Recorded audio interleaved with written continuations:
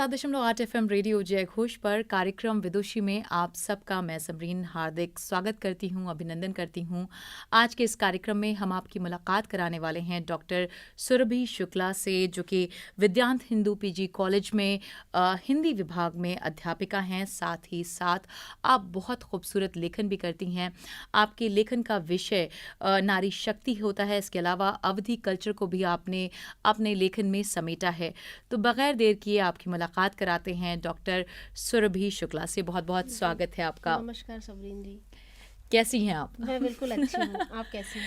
जैसे मैंने आपके बारे में बताया कि आप बहुत कुछ करती हैं, घर मैनेज करती हैं, आप अध्यापिका हैं, आप लेखन का कार्य करती हैं, आप एक समाज सेविका भी हैं।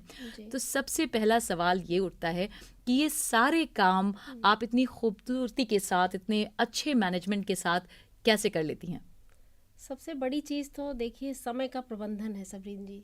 जी। समय का प्रबंधन। मैं early to bed and early to rise, मैं जल्दी बिस्तर पे जाती हूँ और जल्दी ही मॉर्निंग में उठ जाती हूँ। और दूसरा पॉइंट होता है बहुत कुछ कर लेने का, परिवार का सपोर्ट। और विवाह के बाद मेरे पतिदेव का बहुत ही सपोर्ट रहा। उनके सपोर्ट से ही मैं सारे काम सुचारू रूप से संचालित कर पा रही हूँ। बच्चों का भी बहुत सपोर्ट होता है। जब हम नारी शक्ति की बात करते हैं तो हमारे सबके अलग अलग इसको लेकर थॉट्स होते हैं। फेमिनिज्म को कोई इस तरह से देखता है कि हमें हमारे राइट्स मिलने चाहिए। कोई डिमांड करता है, कोई उसे लगता है कि नहीं, हमें मांगने की भी ज़रूरत नहीं है, ये हमारा हक है। कोई कहता है कि हमें इंसान के तौर पे देखा जाए, एक मर्द और औरत के तौर पे ना देखा जाए। आपके जहन में ये नारी शक्ति का ख्याल या नारी उन्मूलन से जुड़े जो ख्यालात हैं या जिस तरह से आप समाज सेवा से जुड़ी हैं, कब आए और कैसे आए? ये मैं जब छात्र जीवन में थी तभी मैं चाहती थी कि मैं समाज के लिए कुछ कर सकूं। उसका माध्यम जो भी हो, जैसे सामाजिक सेवा से कर सकती हूँ, राजनीति से कर सकती हूँ और अपने प्रोफेशन से भी मैं कर सकती हूँ। मेरा पूरा इरादा छात्र जीवन से ही था कि मैं महिलाओं के लिए और ज़रूरतमंदों के लिए कुछ अच्छा करूँ। जो असहाय हैं, गरीब हैं, कुचले हैं, दबे हैं, उपेक्षित हैं समाज के ऐसे लोग, तो उनके लिए मैं कुछ कर सकूं। ये इच्छा हमारी छात्र जीवन से ही थी। जब आप अवेयर थी कि जुल्म हो रहा है, गलत हो रहा है, जी। तो किस उम्र में आपने ये रियलाइज किया और कौन सा वो हादसा था या क्षण था जब आपने ये देखा कि अच्छा ये डिफरेंस है समाज में? जी, मैं 8th क्लास में थी। तो 8th क्लास में थी तो उस समय मुझे लगा कि महिलाओं के लिए मुझे कुछ ज़्यादा करने की आवश्यकता है। वैसे मैं बच्चों के राइट्स पर भी बहुत अच्छा सोचती थी कि बच्चों का अधिकार दूं। पूरे कॉलोनी के बच्चों को मैं इकट्ठा करके उनको ट्यूशन भी पढ़ाती थी, गरीब बच्चों को। तो वो बच्चे काफ़ी अच्छे निकले, तो मुझे बड़ी प्रसन्नता हुई। काफ़ी अच्छी मेरिट आई उनकी क्लास में। उनके परिवार के लोग भी बड़े खुश रहते थे, बड़ा आशीर्वाद देते थे। घर के जो कपड़े होते थे मैं उनको दान देती थी और लोगों से भी उनकी मदद कराती थी। पापा हमारे प्रोफेसर रहे तो उनके जो मित्र वगैरह थे उनसे भी मैं सहयोग लेती थी कि इन गरीब बच्चों का सहयोग करिए, सपोर्ट करिए। तो मैं शुरू से थी कि कुछ नया समाज के लिए करने की, कुछ कर सकूं समाज के लिए, कुछ अच्छा कर सकूं। हमेशा ये विचारधारा पहले भी थी और आज तो बहुत ज़्यादा है कि कुछ मैं समाज को दे सकूं, कर सकूं। जी, बातें हम आपसे करते रहेंगे, लेकिन हम चाहते हैं कि आप हमारे दर्शकों को और श्रोताओं को अपनी आवाज़ में अपना लिखा हुआ कुछ खूबसूरत सा सुनाएं। जी बिल्कुल। मैं 8th क्लास में थी तो मैंने पहली कविता लिखा, नारी यदि सकुचा जाएगी, नारी यदि सकुचा जाएगी, कभी नहीं कुछ कर पाएगी, बढ़ते बढ़ते बढ़ जाएगी, न्यायों की ज्योति जगाएगी, नारी के कोमल भावों को कोई भी गौर नहीं करता, ऐसे में वह कुंठित हो करके कर लेती है विचार की हत्या, कर लेती है विचार की हत्या। बहुत ही सुंदर। आपकी इस कविता से मेरे जहन में ये ख्याल आया कि ज़्यादातर ऐसा देखा गया है कि महिलाएं अगर वर्किंग होती हैं तो उनके लिए ज़िंदगी और दूभर हो जाती है। वो बाहर का भी संभालती हैं और फिर उनसे एक्सपेक्टेशन ये भी होती है कि आप जैसे पहले घर देख रही थी as a housewife, homemaker, आपको अभी भी अपनी सारी वो काम करते हुए आप बाहर के काम कर रही हैं तो आप बहुत अच्छी हैं। लेकिन अगर आप सिर्फ बाहर का काम देख रही हैं और घर में आप नहीं कर पा रही हैं तो आपकी अवहेलना होना शुरू हो जाती है। इस चीज़ को हम महिलाएं ज़्यादा फेस करते हैं, स्पेशली वर्किंग लेडीज़ की अगर बात करें, तो कैसे मैनेज करें इस सिचुएशन को? देखिए, सबसे पहली चीज़ है, हमें वैचारिक रूप से मजबूत होने की बहुत आवश्यकता है सबरीन जी। अगर हमारी विचारधारा स्ट्रांग है, हमारे इरादे मजबूत हैं, हमारा जो संकल्प है, जो हमने संकल्प किया है, जो हमने सपने देखा है, वो अगर मजबूत है, तो ये परिवार, इतने इनसे तो हम लोग स्नेह करते हैं। परिवार से हम कैसे झगड़ सकते हैं, कैसे क्रोध कर सकते हैं, कैसे उन पर प्रतिक्रिया कर सकते हैं? ये तो हमारे जीवन के पूरक है। हमारा परिवार, हमारा समाज, हमारे इष्ट, हमारे मित्र, ये तो हमारे जीवन के पूरक हैं, ये तो हमारे सहयोगी हैं। तो हम कहीं इनसे प्रतिक्रिया नहीं कर सकते हैं और ना ही प्रतिस्पर्धा कर सकते हैं कि किनसे आगे हम चले जाएं, इनसे हम कोई इनसे ऐसा जवाब देने कि इनको दुख हो। तो हमें वैचारिक रूप से बहुत मजबूत होना पड़ेगा, अपने इरादों को बहुत बुलंद करना पड़ेगा। अगर हमारे सामने हमारा लक्ष्य होता है तो ये सब मान लिया जाता है जीवन का एक पार्ट है, ये जीवन में आना ही आना है। और ये छोटी मोटी रोजमर्रा की बातें हैं, इनमें उलझना नहीं है। मैं सभी से ये कहती हूँ कि कभी किसी चीज़ में हमको उलझना नहीं, हमको आगे का रास्ता तय करना है। हमें प्रॉब्लम नहीं बतानी है, हमें सोल्यूशन की तरफ जाना है। हाँ, समाधान की तरफ हमेशा सोचे और हमेशा हंसते रहे, मुस्कुराते रहे, प्रसन्न रहे जी। हाँ, ये इस सब चीज़ों पर मैं चाहती हूँ कि महिलाएं इस पर सोचे कि हमें कैसे मानसिक और शारीरिक स्वस्थ रहना है और चीज़ों को अवॉइड करना है। जहाँ कुछ ऐसी चीज़ आए कि हमें ये दुख दे रही हैं, हमें कष्ट दे रही हैं, या हम उस पर क्रोधित हो सकते हैं, प्रतिक्रिया कर सकते हैं, तो ऐसे उन चीज़ों को थोड़ा इग्नोर करना चाहिए। अगर कुछ करना है तो, अगर चाहे दीवारी के अंदर ही रहना है या सीमित ही कुछ करना है, तब तो भाई बराबर अपना समय और अपना दिमाग, अपनी ऊर्जा उस चीज़ में व्यय कीजिए। अगर हमें कुछ आगे बढ़ना है तो इन सब चीज़ों को थोड़ा सा इग्नोर करना होगा और वैचारिक रूप से मजबूत होना होगा। डॉक्टर सुरभि शुक्ला से हम विदुषी में बातचीत कर रहे हैं महिलाओं की समस्याओं पर और महिलाओं की जो भी रोल है इस वक्त सामाजिक, उस पर हम चर्चा कर रहे हैं। फिलहाल लेते हैं एक छोटा सा विराम के बाद बातों का सिलसिला जारी है।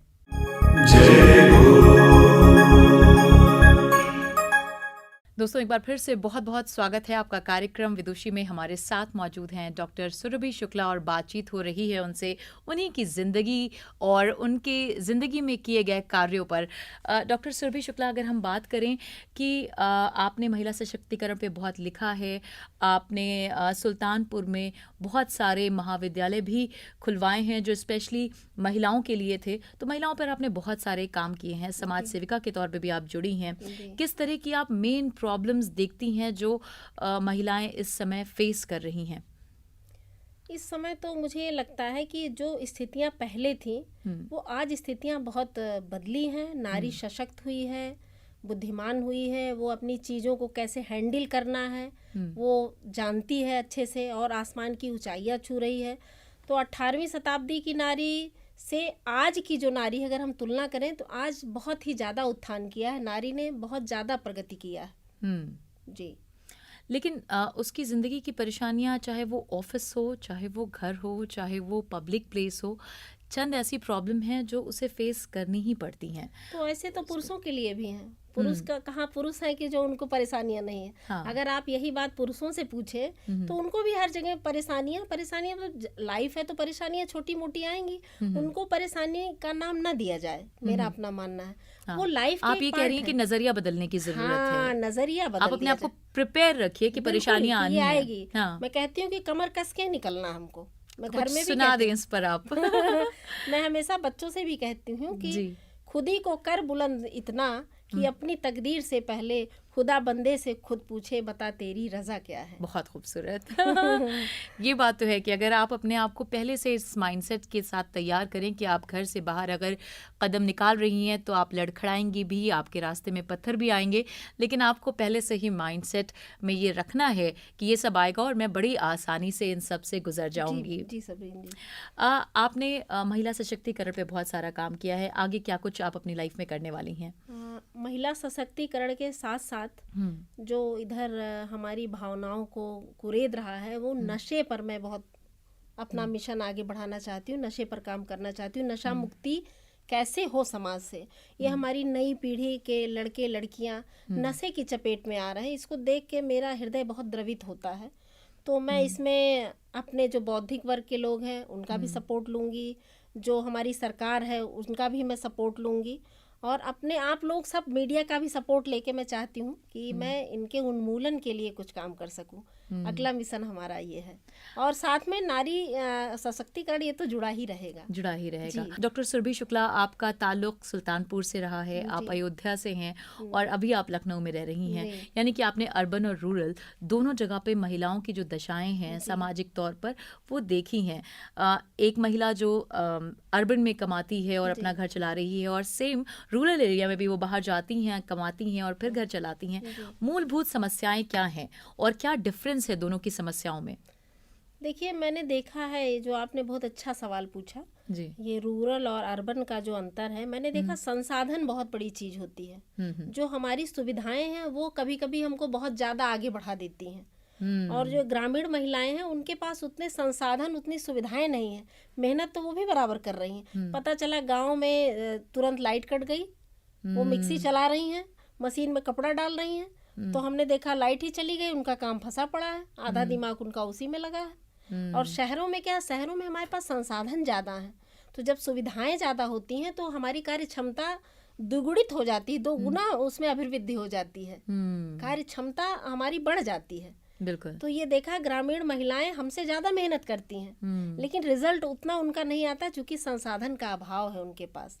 अभी भी गांव में उतनी सुविधाएं नहीं पहुंच पाई हर स्तर पर। पता चला बाजार ही बहुत दूर है, उनको रोजमर्रा की कोई जरूरत की चीजें लेनी है तो उनको 1 किलोमीटर 2 किलोमीटर मार्केट जाना पड़ रहा है। और शहर में क्या है, जगह जगह मॉल है, जगह जगह हमारा ऑनलाइन शॉपिंग है, ऑनलाइन मंगा लीजिए, घर बैठे ही मंगा लीजिए। गांव में अभी ये सुविधाएं हैं नहीं, तो ज्यादा ग्रामीण महिलाओं का ज्यादा समय संसाधन को एकत्रित करने में चला जा रहा है। सही कह रही हैं। और हमारा समय वहाँ बच रहा है, तो हम उनसे ज़्यादा बेटर रिजल्ट दे पा रहे हैं। करेक्ट। मेरी समझ से ये मूलभूत अंतर है। डॉक्टर सुरभि, मैं एक चीज़ आपसे और पूछना चाहूँगी कि हमने नशे की बात की अभी, तो आपको क्या लगता है कि यंगस्टर्स में बहुत ज़्यादा नशा बढ़ गया है, और जिस तरह की लाइफस्टाइल आजकल की है, ठीक ठाक स्ट्रेस है, तो आपको क्या लगता है कि क्या स्ट्रेस एक बड़ा मौजू है, मुद्दा है नशा के बढ़ने का हमारी जनरेशन में? जी, स्ट्रेस देखिए क्या है, स्ट्रेस के बहुत कारण है। अगर हम आपसे उस पर चर्चा करें तो मैं चाहूँगी कि एक दिन अलग से इसके लिए स्पेशली इस दिन रखा जाए, विषय रखा जाए, और भी लोगों को बुलाया जाए इसमें। स्ट्रेस एक बहुत बड़ा मुद्दा है। पहले देखिए, हमारे संयुक्त परिवार हुआ करते थे, जिसमें दादी भी हैं, बाबा भी हैं, ताऊ भी हैं, ताई भी हैं, चाचा भी हैं, चाची भी हैं, सबकी डांट खा रहे हैं बच्चे, सबके डिसिप्लिन में हैं, सबके साथ खा रहे हैं, पी रहे हैं, सबका सुझाव ले रहे हैं। तो ये चीज़ें अब एकल परिवार में हो गई हैं। तो बच्चे जो मांगे, माता पिता के पास समय नहीं है, जो टॉय मांगे दे दिया, जिस मॉल में डिनर कहा उनको दे दिया, जो जिस ब्रांड का कपड़ा कहा उनको ला दिया, क्योंकि समय पेरेंट्स दे नहीं पा रहे हैं, तो उनकी ऐसी नीड फुलफिल कर रहे हैं जो उनको समय से पहले नहीं देना था। आज हम देख रहे हैं 10 साल के बच्चे, 12 साल के बच्चों के पास मोबाइल है, एंड्रॉइड सेट है, सबके पास चला रहे हैं, छोटे छोटे बच्चे चला रहे हैं। तो तमाम चीज़ें हैं, ये जो बच्चों में एंजाइटी बढ़ रही है, डिप्रेशन बढ़ रहा है, इसका कारण है कि बच्चों में वैचारिक प्रगाढ़ता, वैचारिक दृढ़ता उसकी कमी है, और कहीं ना कहीं पेरेंट्स बच्चों से सामंजस्य नहीं बैठा रहे हैं, बातचीत नहीं कर रहे हैं, उनके दोस्त बन के नहीं रह रहे हैं। बच्चे अकेलापन तभी महसूस करते हैं जब माता पिता में से दोनों उनसे दूरी बना, कोई एक अगर अच्छा दोस्त होगा तो बच्चा कभी भी नशे की तरफ जा नहीं सकता है।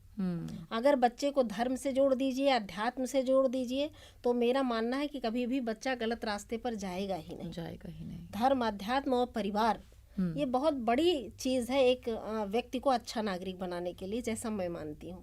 बहुत खूबसूरत बात कही, और आपसे बात करते करते मुझे ये स्पष्टता, वैचारिक जो आपकी बात के ज़रिए मुझे अंदाज़ा हो रहा है कि आप बहुत क्लियर हैं और बहुत काम हैं। तो आप कैसे इतनी काम और सहज हैं, इसका क्या राज है?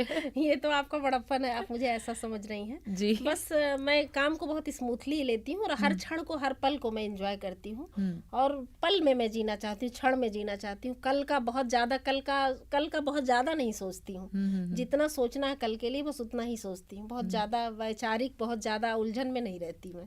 आज को बहुत अच्छा बनाना चाहती हूँ, कि आज अच्छा होगा तो कल अपने आप अच्छा होगा। डॉक्टर सुरभि, चूँकि आप एसोसिएट प्रोफेसर हैं, आप जुड़ी हैं शिक्षा से, शिक्षा प्रणाली से, तो आपको क्या लगता है कि जो आप लोग को इस वक्त लोग सुन रहे हैं, देख रहे हैं, उनसे आप क्या कहना चाहती हैं कि समाज में होने वाले इस डिफरेंस को, जो मेल और फीमेल में, मेल डोमिनेटिंग सोसाइटी में हम रह रहे हैं, किस तरह से माँ अपने बेटे को तैयार करे, किस तरह से माँ अपनी बेटी को तैयार करे, और किस हिसाब से एक अध्यापक और अध्यापिका अपने स्टूडेंट को तैयार करें कि समाज में ये जो बैलेंस है वो बना रहे? देखिए, बैलेंस बनाने के लिए परिवार जो है वो प्रथम पाठशाला है। सारी चीज़ें हम परिवार से ही शुरू करते हैं, उसके बाद फिर हम विद्यालय आते हैं। तो पहली पाठशाला तो हमारा परिवार है, दूसरी पाठशाला हमारा विद्यालय है। तो माता पिता और हमारा गुरु, दो की बहुत अहम भूमिका है एक अच्छा नागरिक तैयार करने में, वो चाहे बेटी हो या बेटा हो। ये मेरा अपना मानना है। बहुत खूबसूरत बात। बहुत बहुत शुक्रिया डॉक्टर सुरभि हमारे साथ जुड़ने के लिए, और आपने सुना इनके विचारों को। आई एम श्योर आपकी ज़िंदगी में कुछ ना कुछ बेहतरी आएगी। जितना इन्होंने कुछ बताया है उसका अगर आप 20% भी अपनी ज़िंदगी में लागू करते हैं तो आपको साफ तौर पर उसके रिजल्ट और डिफरेंस दिखाई पड़ेंगे। विदुषी में आपसे इसी तरह के मेहमानों से हम आपकी मुलाकात कराते रहेंगे। आप सुनते रहिए रेडियो जय घोष। धन्यवाद।